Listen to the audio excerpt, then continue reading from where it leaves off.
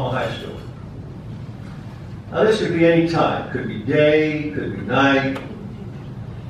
And I make a left-hand turn. She said, "Why'd you turn there?" I said, "Well, what's the point? What do you mean? Well, why shouldn't I have turned there?" She said, "That's not the way I go." I said, "Shirley, come on. It's not the way you go. I'm supposed to do what you do." She says, "It's quicker." Control? You didn't even see the point. Another car situation. Now this is during the daytime. And although I'm not wearing glasses right now, I do have to wear glasses because I can't see far. So I'm in my car with her, and she says, "Why aren't you wearing your glasses?" And I said, "You know, Shirley, have I made any traffic mistakes?" And she said, "That's not the point." She said, "You see that sign down there towards the end of the street?" I said, "What sign?" She said, "I told you, you should be wearing your glasses."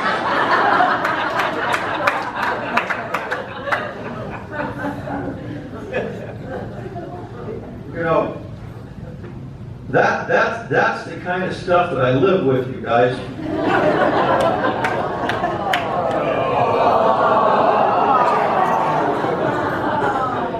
Well, maybe I have to sit down then. Let me tell you about another subject matter. I know that you couldn't possibly think that I would get into this, but I am. And that subject is clothes.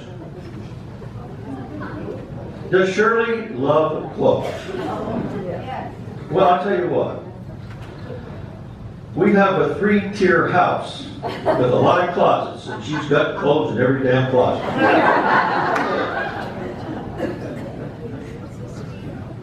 We go to a store where they sell clothes because she's always telling me that she doesn't have anything to wear. And when we get out of the car and I'm walking towards this clothing store, my wallet begins to tremble. And MasterCard and Visa argue. Which one of us is going to get nailed today? The only one that's happy is the Costco card.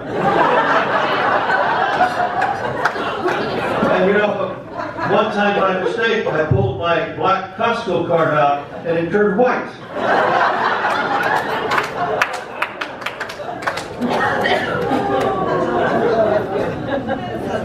Jewelry. Does she like jewelry? Yes. If it's expensive, she likes it. She can do away with all the other stuff. Cars. Now this one here is difficult to explain because it really hits a nerve with her. Because about every 2 years I get bored with my cars. And I've had my SUV now for a couple of years. So the other day I was telling her, you know, Shirley, I'm thinking about buying a car. She says, I'm going to have you committed. And so it was Saturday. I didn't tell her where I was going. And I went down there on North Main Street where they got all that car stuff. Pretty soon I saw this little Volkswagen. Black, good looking. Didn't seem to cost too much, so I got out and looked at it. And then I started talking price to these guys. Most of these guys I know, I've represented.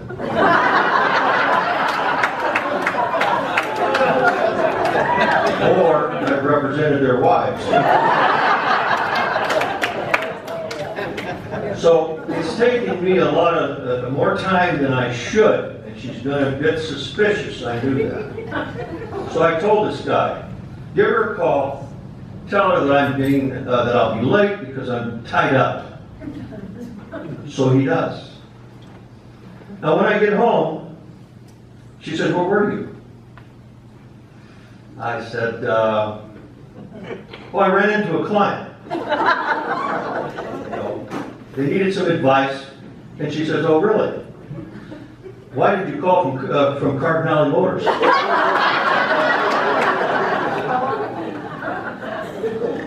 Control. Shirley, you're a great girl.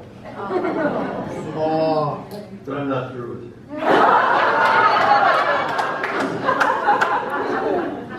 Sports. She thinks a home run is worth 7 points. She thinks a touchdown is worth 1 point. She thinks football should be criminalized. Not because people get hurt, but because I watch too much of it. She thinks Steve Curry is an Indian dish at an Indian restaurant. She thinks that Michael Jordan is a goalie who plays basketball. And she thinks that the World Series should be played in the gym. My career, and I got to think about this one, okay? Might stun you a little bit, but when we were younger, I said to her, Shirley, I think I'd like to be a trial lawyer. Now listen to it. Okay, absorb that. She says to me, why don't you want to be permanent?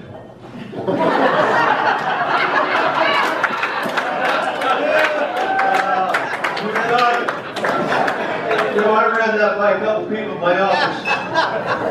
They didn't get the damn thing.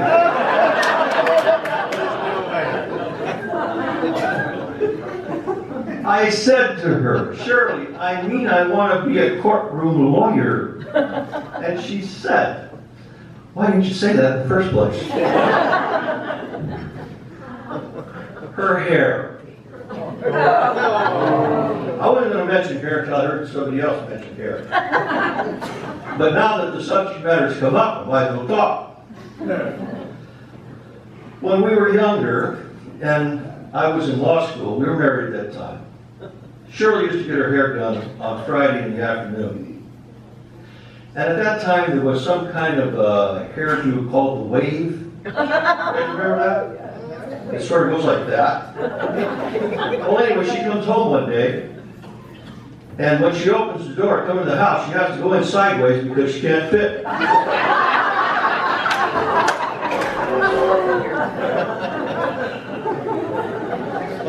Gary Vincent, I'm going to tell you something. She's only had one boyfriend, that's me. Sure? Yes. Am I sure, Shirley? No? You remember I need to file for divorce this week? Where are you going to find a good lawyer? Right there. On the other hand, I'm not going to talk to you anymore about Shirley except to tell you this. She stands her ground. She's intelligent. She's a good friend. She's a damn good wife. Put up with me. Is she ever wrong? No. Yeah, that's right. You ask her, she'll tell you no. When we get in arguments between myself, my 3 boys who are lawyers, and she gets in the middle of the argument, guess who wins? One time I got into a sort of a difficult situation with 2 of my kids who got in an argument. We started rolling down the stairs, and she's got the flash water, and she's hitting me now.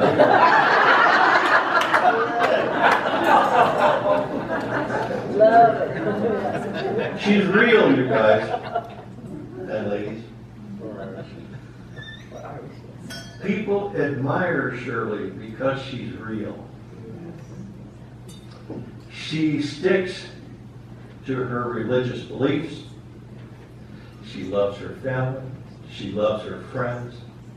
And she loves what she does for other people. That's true. It's well deserved that you guys are honored here tonight. Thank you.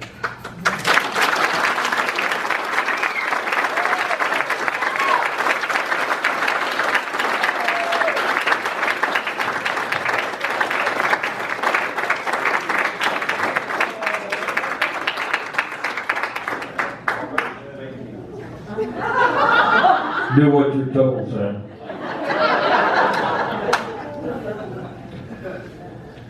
So why am I still driving my 1966 Chevy pickup? I think I should have been a lawyer. Sam, you might want to sleep with one eye open all night tonight. I mean, I don't know that you understand that, but you know. So, Shirley, I think I'm done up here, and it's an honor to be here. I don't know that I've represented you, probably not very well, but as your somewhat devoted husband said, you know, that you're a good friend of all of us, you're a good friend of the community. And those of us from South County, like me, we're really, really, really proud that you represent us. And thank you for all that.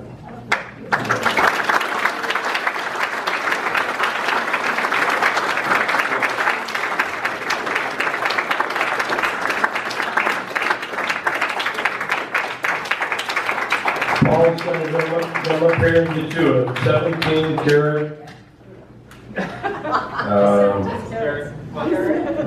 cold. All right, let's hear it for Butch. Thanks, Butch. So we're almost done. We're going to let Shirley have the last word if she wants. But before we do that, it's our tradition to give a gift to the person who's gifted so much to others. But first I have to tell you thank you on behalf of the Chamber, because Shirley didn't want to do this. She's not the type of person who likes the spotlight.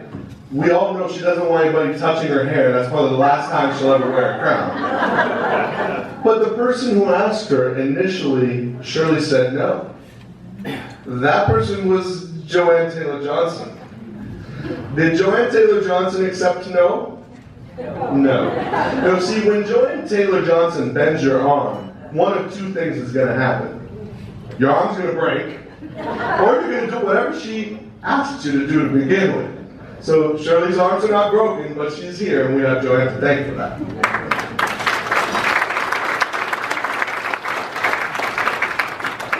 So it's your chance, what your gift is every year. We don't want to give you another plaque or things like that, and we know that Sam's bought you more than enough jewelry and beautiful dresses. So your friends on the committee wanted something that maybe you might be able to use at your cabin. And so Ann Bramers is the one who helped come up with the idea of the throne you're in. So the throne you're sitting in is your gift. They thought you could take it to the cabin. Now when Ann called, that throne was made by another organization that you have helped, and that is Rancho Cielo. When Ann called over there and said, could you guys make a drone? And she heard no. And then Ann, because she's your friend and Joanne's friend, she doesn't take no for an answer, so she went straight to Supervisor Phillips until she got a yes. So they have that made for you. It's a little bit heavy, so Ann has agreed to carry it for you herself on her back.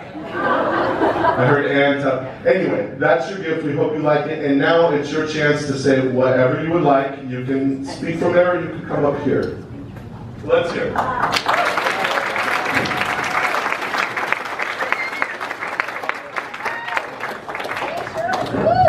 That's a lapel microphone. I love it. And actually, I was very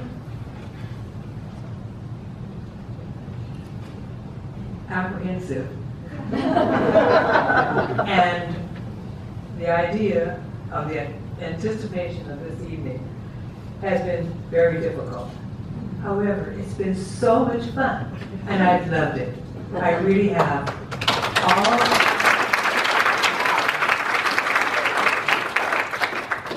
And Butch is incredible. He always is. It's amazing. It's absolutely. And the president of the chamber, fantastic. Sherry Isaac, all of our wonderful roasters. Grace, you were hysterical. Just hysterical. And Anne, I'm going to save you for last. And Gary and Brother Dunn. I did not really know who the roasters were going to be. And I'm really surprised who they were. I cannot imagine Brother Dunn, but I'm glad he came because I felt if we saw someone with a collar, everybody would be pretty nice to me. They'd be pretty nice.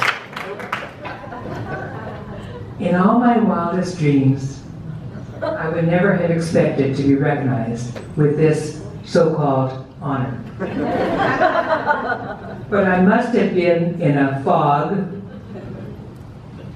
I hadn't even had a cocktail because Joanne had called the day before, met with me the day before, and asked me, and I thought, no, I just can't do that. I cannot do that. There's nothing funny about me. No one wants to hear about me. And then she did not take that for an answer. Called back the next day and literally coerced me and said, but Shirley, it's for charity. So I thought, well, if it's for charity, I will do it. I will be brave and I will do it. Yes.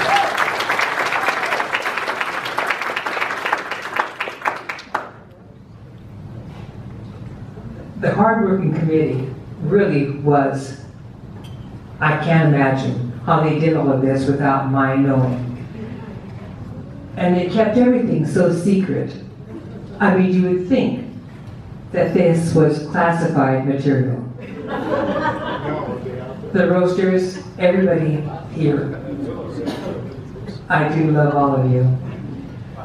And I want to thank my wonderful husband, but let me tell you, if you decide I'm coming home tonight, you will probably have to take me shopping all day.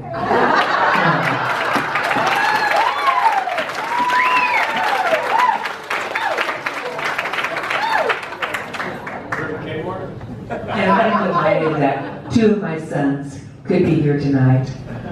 John from Austin, the judge, Sam from Salinas, and our Christopher, unfortunately, could not come. He is also an attorney in Austin.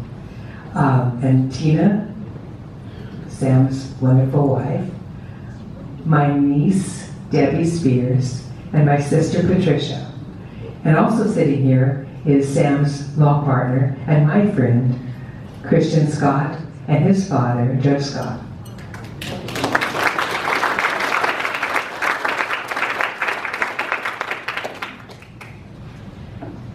I have to read this because I've been a little bit nervous this afternoon. I really have never considered myself extraordinary.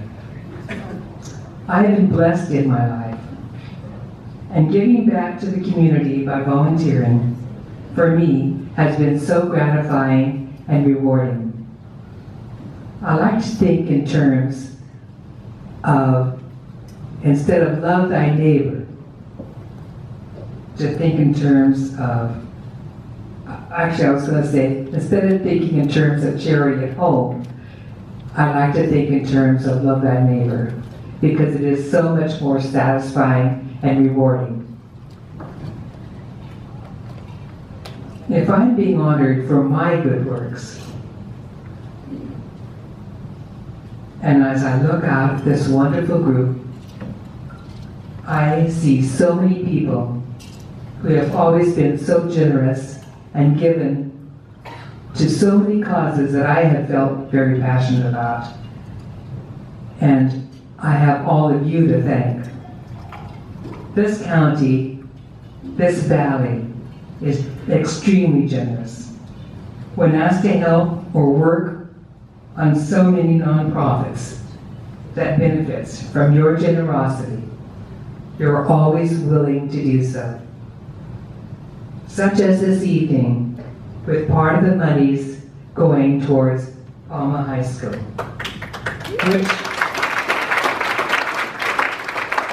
which has been very dear to me. And I really do want to thank all of you and applaud you for what you've been doing tonight and what you also have done for the community. Thank you so much. It's been lovely.